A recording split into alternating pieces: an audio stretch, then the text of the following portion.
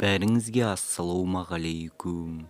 Тоқаевтың олигархтар байлығын кедей-кепшікке қайтару туралы мақаласы жарыққа шықты. Қазақстандағы олигархтардың байлығы мен олардың монополиясы елдің жұмысшылары мен орта топқа қайтарылады, деп президент Қасым-Жомарт Тоқаев ақш-тың The National Interest журналында жарық көрген Еуразиядағы құбылмалы жағдай Қазақстанның дамуын бәсеңдетпейді атты мақаласында жазды. Инклюзивті даму тұрақты емес. Сондай-ақ олигархтардың жинаған мол байлығы мен олардың монополиясы елдің жұмысшылары мен орта топқа қайтарылады.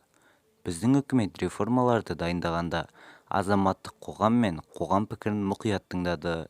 Экономикалық тұрғыдан алғанда жүйе бұрынғыдай аз ғана адамның мүддесіне емес, барша адамға жұмыс істеуі тиіс, деді президент.